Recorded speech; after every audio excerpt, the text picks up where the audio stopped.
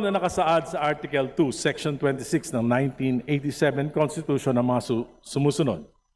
The state shall guarantee equal access to opportunities for public service and prohibit political dynasties as may be defined by law. Ang tanong ko po ay napakasimple.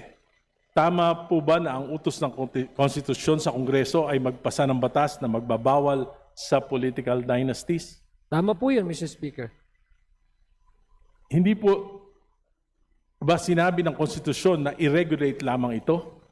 Hindi rin po sinasabi na bigyan ng limitadong pahintulot, kundi malinaw na sinasabi ipagbawal ang political dynasties. Tama po ba ito? Yeah, full stop po. Ang sinabi po ng Constitution is to prohibit anti-political dynasty law as may be defined by law. Ang doon po yung definition is karapatan na binibigay sa atin, mandato na binibigay po sa atin ng ating konstitusyon kung paano po natin to bibigyang buhay itong anti-political But it should dynasty.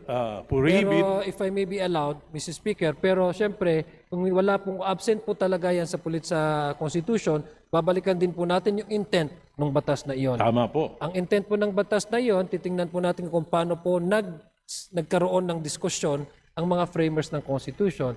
Sinabi po nila is hindi po complete absolute abolition. Ito po ay regulation, Mr. Speaker, Your Honor. Ang intensyon nila ay pigilan ang konsentrasyon ng kapangyarihan sa ilang pamilya. Dahil Tama po ito yan. ang isa sa mga ugat ng korupsyon, patronage politics, kahinaan ng political parties at kawalan ng tunay na kompetisyon sa politika. Ito po yung arguments ng mga framers ng Constitution. Tama po yan, Mr. Speaker. Ang layunin ng probisyong ito ay buksan ang politika sa mas maraming Pilipino, hindi upang i-institutionalize ang kapangyarihan ng mga political clan. Tama po? Tama po yan.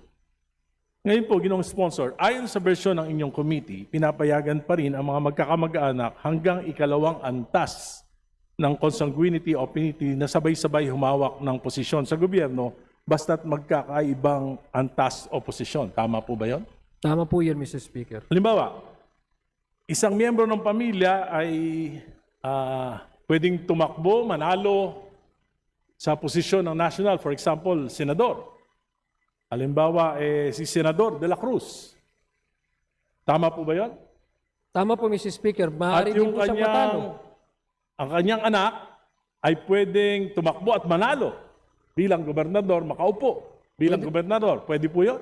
Pwede rin pong tumakbo at matalo. Hindi, pero pwedeng maupo. Pwede pong manalo at matalo. O nga po, pwede nga pong, pag nanalo, mauupo. Tama? Tama So po. sabay Pero sila.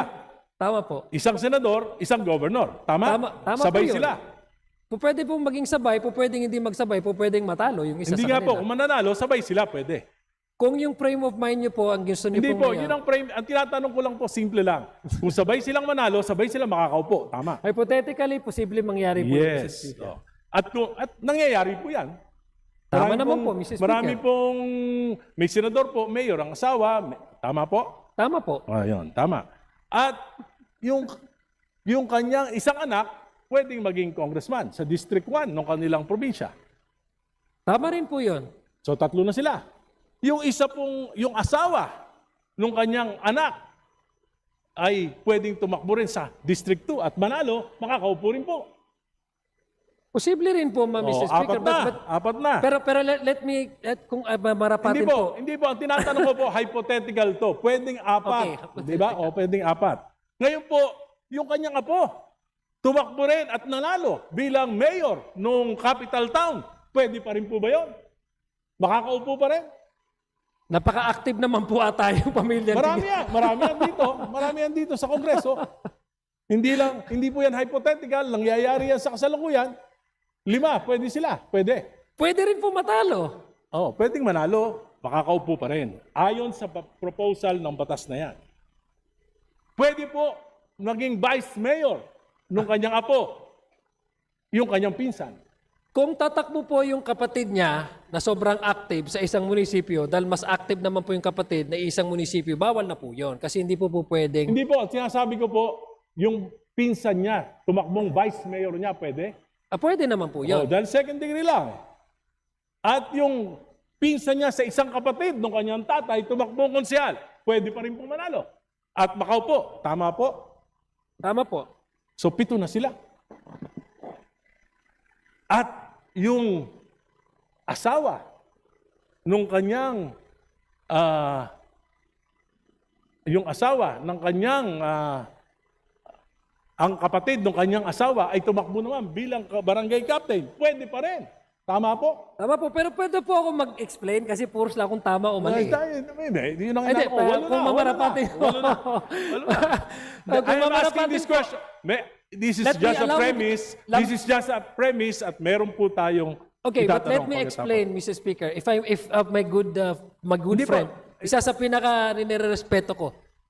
Just a short, Ramadan po namin, pagbigyan mo na po ako mag-explain. Kung mamarapatin po. All of these things are possible, Mr. Speaker. These are hypothetical. This can happen. This can be certain or it can be uncertain. But what is certain, Mr. Speaker, is we allow the people to vote. And that is the primordial consideration of this proposal, Mr. Bakit pa Speaker. po tayo nagpapasa ng batas kung pabayaan na lang natin yung mga tao? Bakit pa po kayo nagpanukala ng ganitong batas kung ang inyo palang prinsipyo ay pabayaan na lang kung sino yung iboto ng tao, siyang manalo, kahit magkakapatid, magkakamag-anak, magpipinsan, mag-asawa, mag-ama. Bakit pa kayo nag-sponsor ng bill na Dahil ito? dahil apat na pong taon. Kahit Tama di ba kayo naniniwala?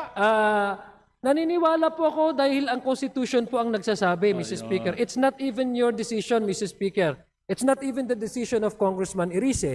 It's not the decision of this representation. It is what the Constitution dictates. Okay, okay. And that is what we're trying to provide, Mr. Speaker, Your Honor. Tama po. Naniniwala po ako sa sinabi nyo, pero sabi ko nga po, may certain parameters, yung mga framers ng Constitution. Dapat it will prevent the monopoly of power. Ngayon po, kung ikaw, gobernador, yung iyong pamangkin, vice governor, yung iyong pinsan, bukal, yung iyong anak, mayor, yung isa mong pamangkin, vice mayor, yung isa mong pamangkin ay kapitan ng barangay. Tapos sa kabila naman, ang congressman, kapatid mo. Sa kabilang distrito naman, ay yung iyong anak. Wala po bang monopoly of power doon? Mr. Hindi Speaker, ba? Yun po ang tanong ko. May monopoly ba of power doon o wala? no, because, Mr. Speaker, I'll give you the straight answer. Monopoly resides when the power to appoint resides and exercised by one person. That is monopoly. But we allow the people to vote. The primary reason is, again, the sovereignty of the people and the primacy of the right to vote under Section 1, Article 2.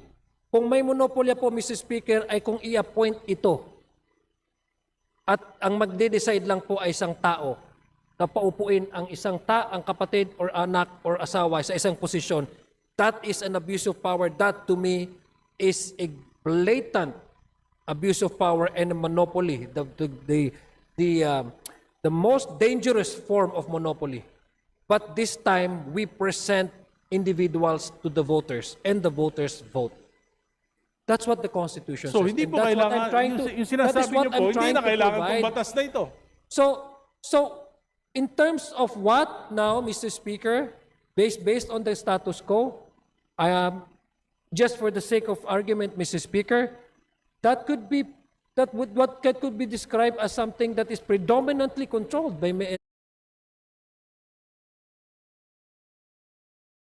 one family. But since we don't have the anti-political dynasty as of yet, there's no point for us to really say that this is dominated by one family. Maybe many offices, Mr. Speaker, are being handled and occupied by the same family. Predominantly, very active ang family nila. But domination in monopoly is also a gesture of one exercising that power to make sure that the sensitive positions are occupied by blood relations that would give him or her undue advantage over these resources. Yun lang, I'm just... Ngayon po, ang ibig sabihin... pag mayroon po tayong anti-political dynasty, talagang meron na po tayong definition kung ano po yung abuse of Subalit power. yung sinasabi niyong abuse of power in appointments, Ay, yung sinasabi nyo, May nepotism na po tayo, Mr. Speaker. so ano magagawa ng batas na yan? Hindi ganun din, pareho lang. ang Whether there is a law or not, ganun pa rin. It's the same thing. Mr. Speaker, If your definition of monopoly of power is just on the appointments, eh di pareho lang, may batas o wala. no, that is exactly what I'm trying to do because monopoly really resides if one person exercises that authority to appoint a certain relative just so that they can have actual access to resources. That is monopoly, Mr. Speaker. That is very much against the law of nepotism, di ba, Mr. Speaker? But that is precisely one because that's exactly precisely the issue. In-exercise undue advantage ng isang tao. Kaya walang nepotism eh. Ito kasi eleksyon. Hindi ito isang tao. And by the way, Mr. Speaker, it's not the family that decides who run. It's the candidate actually that provides CONA. Because remember, Mr. Speaker, Your Honor, the COMELEC requires one candidate to provide the certificate of acceptance and nomination. If you don't have that, probably the tendency you will be described as a nuisance candidate. There are many No, Mr. Speaker, my point here, Mr. Speaker, is that the reason why we allow all of this because number one, the subdivision under our political system, 7160, is the autonomy of each political unit. It has a separate constituency. It has to exercise its mandate. It has an internal mechanism and regulation to run their affairs, not necessarily connected with the one or neighboring LGU. That's how the structure of our political units under the 1971 60, Mr. Speaker, of the Local Government Code. We also attach that in order that we can balance it out with the right to vote and the right to be voted upon. And I've mentioned earlier, Mr. Speaker, there are several bases, not only in the Constitution, Section 5 on the suffrage, Section 1, Article 1, but there are other treatises internationally, which we are the party or signatory of this covenants, the civil and political rights, etc., stating, Mr. Speaker, that there shall be no law abridging the right to vote and to be voted upon, Mr. Speaker, Your Honors. The anti-political dynasty, as may be defined law, is a regulation and that's not an absolute prohibition. It is an exemption. So we are doing this, Mr. Speaker, in order to decongest the control of one family over one locality, Mr. Speaker, Your Honor, so that we can promote and uphold check and balances, which is the essential feature of a working Republican democratic country such as ours, Mr. Speaker, Your Honor. I don't think, it encourages the political families to engage more of their family members to run for public office. Anyway, Mr.